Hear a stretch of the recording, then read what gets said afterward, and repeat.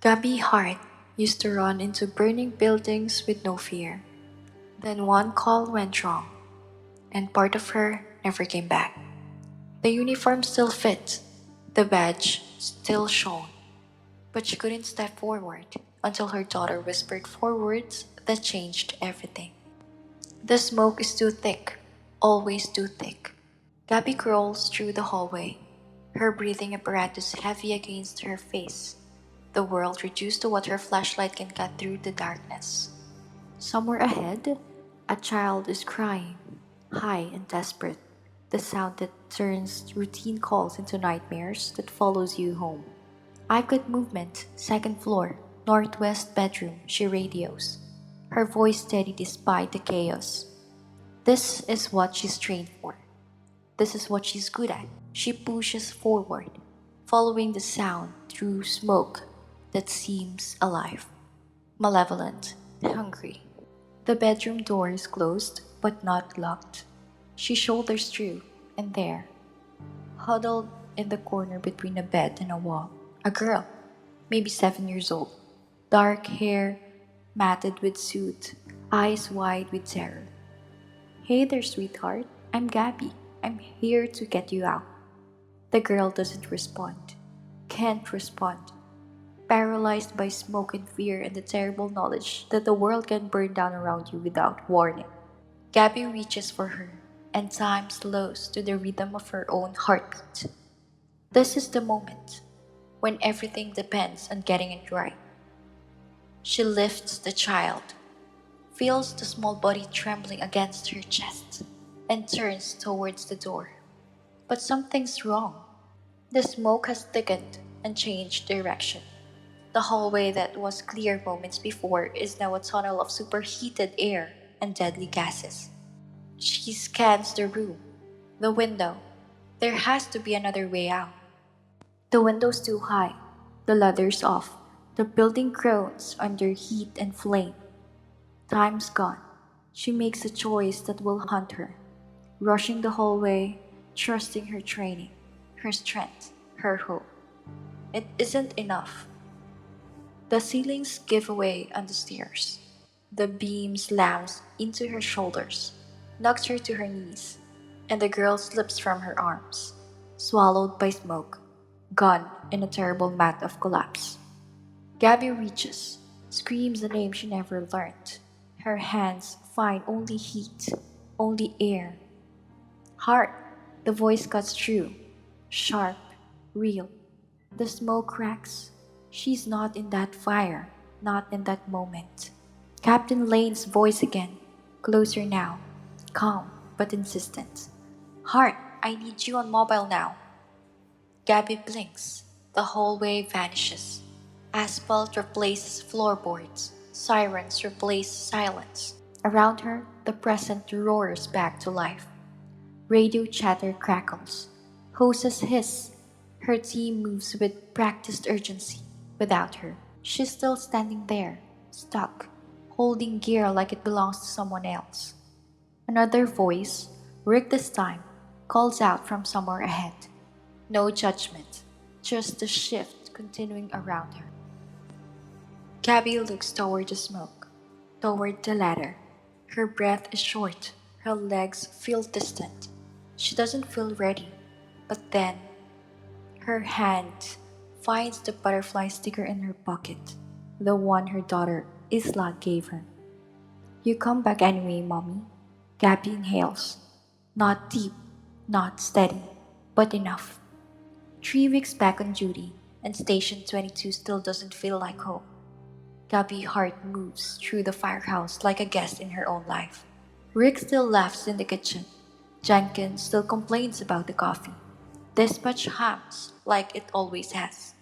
But everything feels distant, like she's underwater, or hearing it through smoke.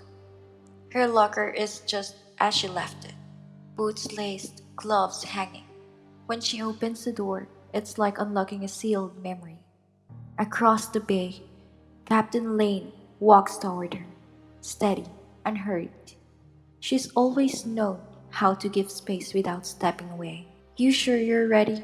She asks. No pressure, no judgment. just a question that needs asking. Gabby forces her shoulders back. I have to be. It's not an answer. They both know it, but Lane nods anyway. Sometimes, willingness is the best you get at the start. Drills begin with a ladder placement and ventilation. Basic stuff. Gabby moves through it like a machine. Grip, step, brace, command. Her voice is steady, her footing is sure. 5 years of training take over where her confidence falters.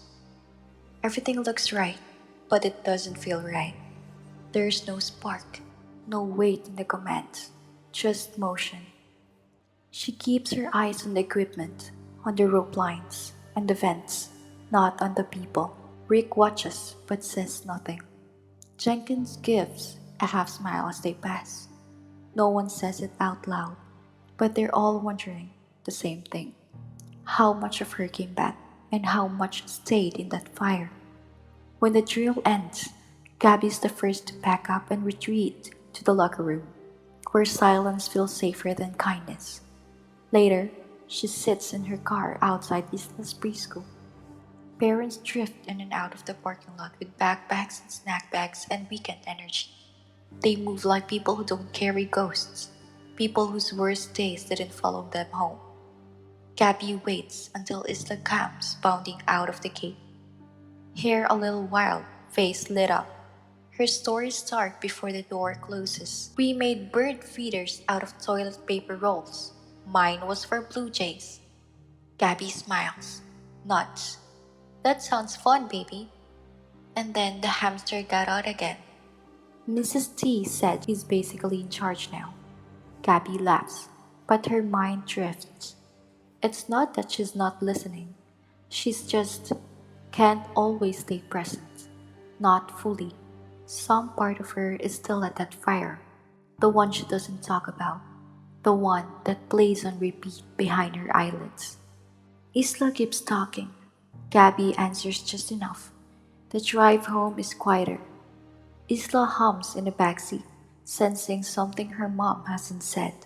She doesn't push, just hums, like she's keeping the air from going still. At dinner, Gabby asks questions, makes jokes, laughs at the story about the hamster again. She plays the part, she knows the lines, but inside it feels like performance, like wearing a uniform that doesn't quite fit anymore. And Isla sees it. Kids always do. You're sad, she says over dessert. Her voice is soft, certain. I'm just tired, baby. Different tired. Gabby freezes for a half second. The world hits harder than they should. Different tired. Not the kind a shower and sleep can fix. The kind that comes from trying to carry something that won't be put down. That night, Isla runs through her usual routine. Pajamas, story, stuffed animal rotation. And then she reaches for Gabby's helmet, resting on the nightstand like always. A ritual. There, a ritual. From her pajama pocket, she pulls out a sticker, a smiling sun, with yellow rays and glitter. So you don't forget you're brave, she says. She presses it beside a butterfly, the same butterfly that has been there for months now. Wings faded, but holding on. Gabby stares at it. That little hand is smoothing the edges, making sure it sticks. And for the first time in weeks, something shifts. Not a flood, not a sob, just a breathe that doesn't feel forced. A weight that moves a little. Thank you, baby. You're welcome, Isla says. Tomorrow will be better. Not a question, not a hope, a statement. Gabby tucks her in, kisses her forehead, and turns off the light. But the words follow her down the hallway, not like pressure, like the possibility. Tomorrow will be better, not fixed, not perfect, but better. And for the first time in a while, better feels possible. The fractures show themselves in small ways first. Hairline cracks in the facade of normalcy Gabby has built around her return. During a routine training session on search and rescue, she moves with mechanical precision. But Rick notices the tremor in her hand when she grabs the thermal imaging camera. That slight pause before she enters the smokehouse. The way she lingers near exits, always recalculating escape routes that have nothing to do with the drill. After the session, while cleaning gear in the bay, Rick walks over, carefully, like someone stepping around something fragile. You know, he says, wiping down a pry bar. I had this instructor who used to say something that stuck with me. Cubby doesn't look up, yeah? He'd say, you don't freeze unless something's chasing you. The words hang in the air between them like smoke. Quiet, sharp, hard to ignore. Gabby keeps her eyes on the camera. Old instructor says a lot of things. Rick nods, doesn't press, but her non-answer joins the growing list of things he's noticed and left unspoken. That night, after dinner, Gabby finds Isla's latest drawing on the table. Crayon lines swirl across the page. Red truck, firehouse, flames, a 4-year-old's world rendered in bright colors. But one detail stops her cold. A single purple stick figure in the corner. Distant, alone. Tell me about your drawing, baby. Isla bounces over, pointing proudly. That's the ladder, and that's the fire, and those are the firefighters. Gabby taps the lone figure, and this one? That's you. The words land like a punch. Gabby studies it again. Herself, separate from the team, standing back. Why am I over here?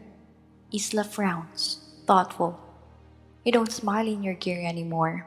It's a simple observation, but it splits something open. Because it's true.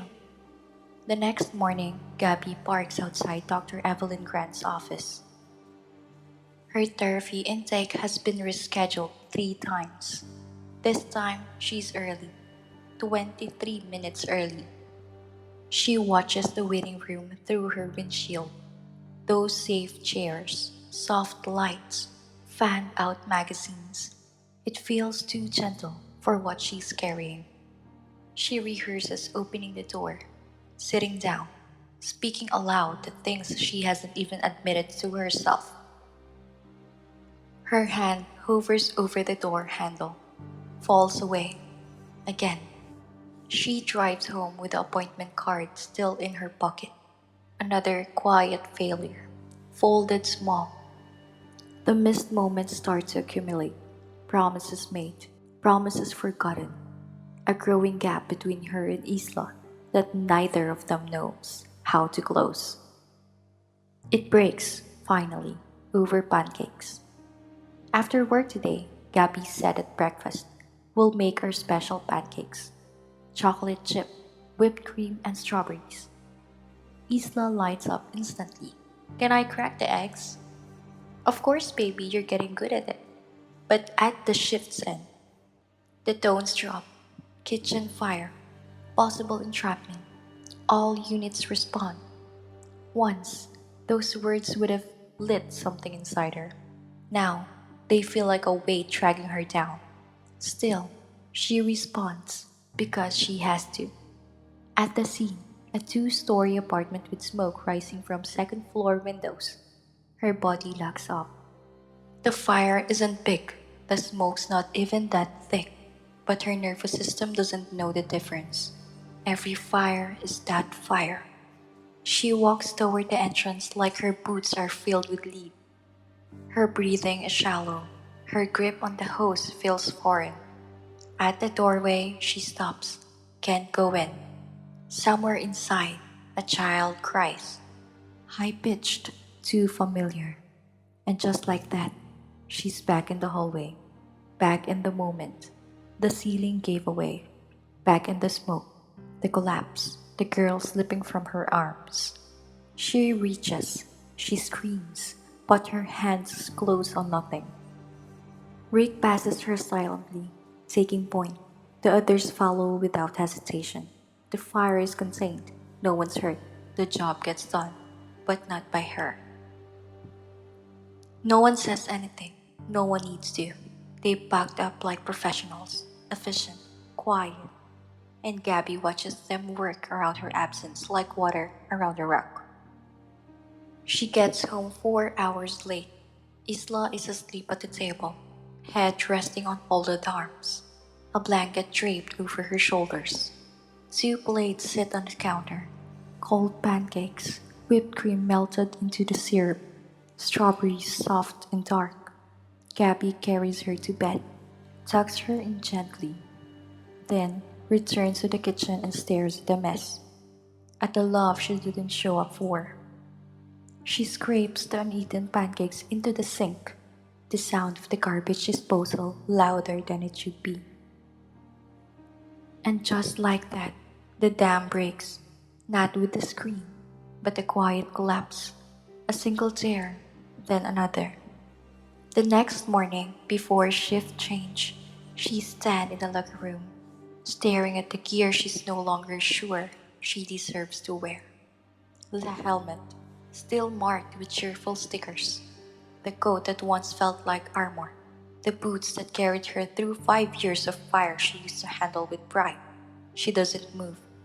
She whispers into the stillness, I don't think I can do this anymore. The words barely echo, but she said them, and saying them feels like exhaling for the first time in weeks. She clutches her helmet, doesn't put it on, just holds it. Not like gear, like memory, like something sacred she used to belong, and maybe doesn't anymore. The room doesn't respond, but the silence presses in, thick and stale, a mirror of the stillness inside her. Pretending doesn't work. Pushing through hasn't either. She doesn't know what comes next. But saying it out loud, maybe that's the start. Maybe, beneath the failure and fear, healing has already begun.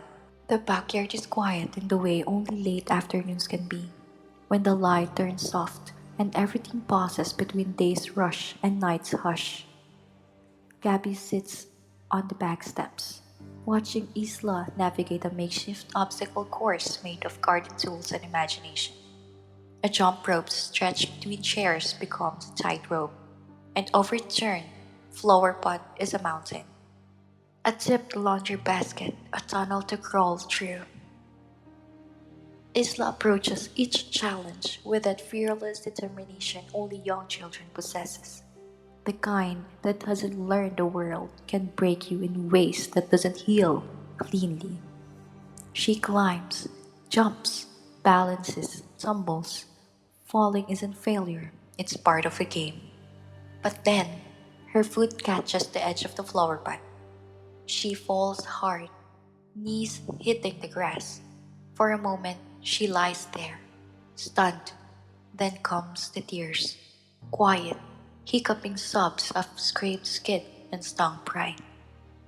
Gabby is already moving, crossing the yard without thought. She kneels beside her daughter, gently brushing away dirt and blades of grass. The scrape is small. Red beads rise on the surface like tiny rubies. Nothing serious. Still, Isla watches it like something monumental. It hurts, Isla says, as if it's breaking news. I bet it does. Gabby examines the scrape. Let me see. Isla nods solemnly. Her bottom lip is still trembling. They sit in the grass, inspecting the damage together. I fell down, Isla said quietly. You did. It hurt. I know, baby. A pause. Isla's breath comes. Then she looked up with tear-damp lashes and says, almost to herself, it hurt, but I did it anyway. The words settle like dust in a still room. So simple, so honest, so utterly complete. Gabby looked at her and sees something that makes her chest tighten. Not the scrape, not the fall, but the willingness, the resilience, the choice to keep going even when it stings. You're pretty brave, you know that? Isla thinks for a moment and asks, are you brave, Mommy? Gabby falters. She thinks of the firehouse, the alarm she didn't answer, The door she couldn't walk through. The badge that used to feel like armor now sits heavy with doubt. I used to be, but not now. I don't know. I think I forgot how. Isla nods as if that makes perfect sense. I can help you remember. Gabby smiles softly. How would you do that? Isla tilts her head, thoughtful. Then, with a quiet certainty, she says, You come back anyway, Mommy. The words strike something buried deep. They don't demand perfection. They don't require fearlessness. They just ask for presence. You come back anyway. That night, after Isla's asleep, Gabby stands in her bedroom. Her uniform hangs in the closet. The butterfly sticker still clinging to the helmet like it's been waiting for her. She stares at it, at who she used to be, and thinks of Isla's voice in the yard. And for the first time in weeks, she lets herself believe that maybe healing isn't about going back to who you were. Maybe it's about choosing to move forward anyway. The next day, Gabby walks into Dr. Evelyn Cran's office. No rehearsals, no excuses, just movement. Her hand opens the door without hesitation. The waiting room looks the same, familiar, clinical, calm, but this time it feels like a beginning. She doesn't need to explain everything, not yet, but she's there, present, choosing to face what's chasing her instead of running from it. The following morning, the alarm rings at 6:47 a.m. Gabby's already in the kitchen, making coffee that tastes like habit and hope. The sound slices through the house like it always does, sharp and urgent. For a second, she pauses. The fear is still there, but she reaches into her pocket and runs her fingers over a small, laminated sticker. The butterfly, peeled from her helmet and tucked close to her heart. You come back anyway. She suits up. Her hands are steadier this time. Her breath is deeper. Not because she's fearless, but because she's fixed. But because she's choosing to return to the truck, the team, the day, on her own terms. The engine rumbles as they pull out of the station. Through the window, the sky is cracking open with light, pink bleeding into gold. It's not a perfect day. It doesn't need to be. It's just better. And sometimes that's enough.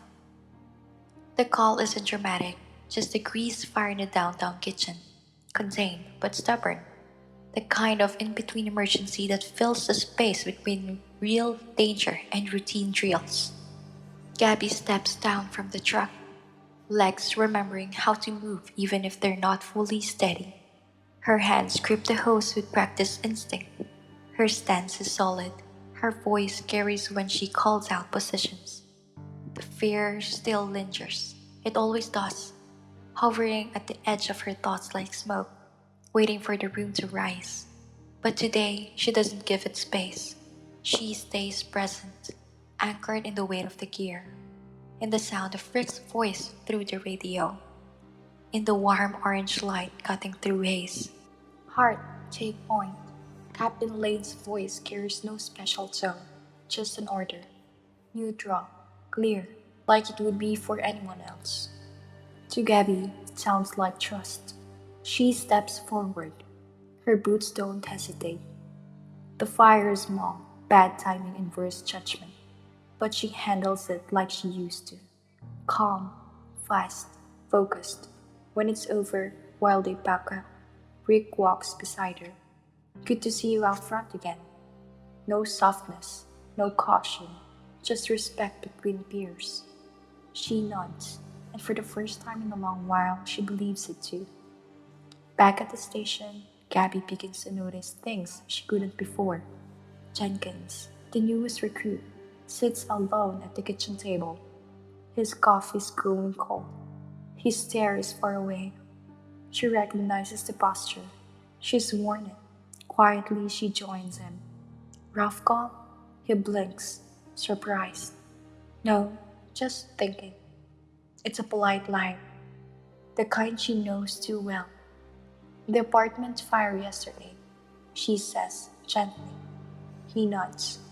Kid was maybe 8, same age as my nephew. There it is, the moment that stuck. The detail that rewrote the call into something heavier. Gabby doesn't give advice. She doesn't try to make it smaller. She just listens as he talks about the kid's face, the relief in the parents' voices, how his hands shook afterward when no one was looking. She listens because once she needed someone to do the same. When he's done, she says only this: "It gets to you. The good saves, too." He looks at her. "How do you handle it?" She thinks. Then she shrugs. Still figuring that out, but maybe that's okay. Maybe it's not about handling it. Maybe it's about carrying it. He nods slowly, like that's something he can hold on to. A week later, Gabby finds herself in Captain Lane's office, a typed proposal in her hands. The peer support program is simple: check ins, optional counseling referrals, trauma recognition training. A year ago, she might have rolled her eyes at it. Now, it feels vital. "This is good work, Hart," Lane says, flipping through the pages. "What got you thinking about it?" Gabby hesitates, then thinks of Jenkins, of herself, of the silence that nearly swallowed her. "We're good at putting out fires," she says, "but we're not great at noticing the ones burning us up." Lane leans back, thoughtful. "You want to change that?" "I want to try." The proposal is approved. The program launches. It's not flashy, just a circle of chairs, coffee, conversation. The first meeting is stiff. Everyone sits like they've been called to a review. But slowly, voices open. Stories come out. Near misses. Hard calls. Faces they still see. Sounds that still wake them. Gabby listens. Speaks only when needed. But when she does, it's honest. "We don't have to be fine," she says during one session. "We just have to be back." The phrase sticks. It becomes a kind of quiet motto, not an excuse, but a reminder. Showing up, even scared, still counts. Weeks pass. One afternoon, Gabby brings Isla to the station for Family Day. This time, not to hide the hard parts, but to show her where strength lives. It's not her first time bringing Isla, but this time feels different. She doesn't sanitize the chaos. She doesn't put on a mask. She just lets her daughter see it all: the noise, the people, the purpose. Isla takes it all in like a sponge, asking questions, climbing into the trucks, inspecting every piece of gear. She's in her element. She finds Gabby's equipment by the lockers. The butterfly sticker's still there, a little worn but holding strong. Isla runs her fingers over it, then points to the turnout coat hanging beside it. "Help me," she says. Gabby helps her into the oversized gear. The sleeves swallows her hands. The hem drags past her knees. But Isla stands tall. She studies herself in the chrome reflection of the bumper. "I look like you." Gabby kneels beside her. "You do, but you know what?" "What?" "I think you're stronger." Isla frowns, thinking hard. "Because I'm not scared?" Gabby smiles. "No, because you come back anyway, even when you are." The words sink in. Isla nods, accepted as truth. That evening, driving home through streets glazed in sunset, Isla recounts every moment of the day: the ladder, the siren. Then, quietly, "Mommy, do you like your job again?" The question catches Gabby off guard, not because it's hard, but because it's true. She turns off the engine, looks at her daughter. "Yeah, baby, I think I do." Isla grins. "Good. I like it when you like things." That night, after Isla's asleep, Gabby sits at the kitchen table. The peer support materials are spread out in front of her: training rosters, counseling signups, and feedback notes. It's just paperwork, but to her, it looks like progress, like healing, made visible. She's not done. She probably never will be. But she's back, not perfect, just here. And sometimes that's enough. The locker room is quiet in that early morning way, still expectant, untouched by the day's coming weight. Gabby moves through her routine with the ease of someone who belongs. Gear checked, assignments reviewed, mind steady. Rodriguez, the newest rookie, has a lugger 3 down from hers. Young, eager, shoulders squared with the confidence of someone who hasn't yet learned that training doesn't shield you from the job's emotional weight. As Gabby organizes her equipment, a memory surfaces. Jenkins at the kitchen table, silent with something too big to name. She knows now. Trauma doesn't arrive with sirens. It creeps in, waits, settles in quiet places. She reaches into her pocket and pulls out a sticky note. Nothing fancy, just 400 words. You come back anyway. She tucks it into Rodriguez's locker, behind his pair of gloves. Not for today, maybe not even this year, but someday, when the weight becomes too much, he'll reach for his gear and find that reminder. She closes the locker and exhales. The gesture is small, but it feels like finishing something important. The morning passes in a blur of calls, a fender bender, a false alarm, the ordinary chaos that builds into trust and rhythm. Over lunch, Captain Lane reviews peer support reports at the kitchen table, attendance logs, resource requests, and feedback notes. This is good work, she says, flipping a page. Jenkins seems lighter. Timothy is sleeping again. Even the old guard starting to talk. The praise feels different now. Cappy doesn't deflect it. It's not revolutionary, she says. Just people talking to people. Sometimes that's the most revolutionary thing of all. That afternoon, a structured fire pulls them back into the field. Not a major blaze, but enough to matter. Gabby feels the familiar tightness in her chest, but she doesn't freeze.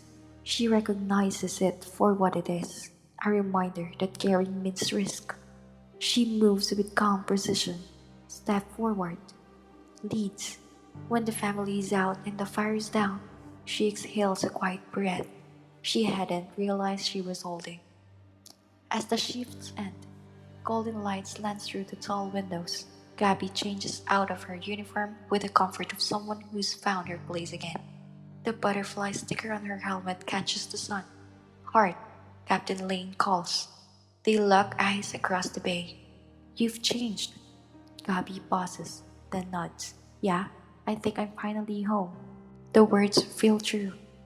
That night, at home, the scent of dinner and warm laundry fills the air.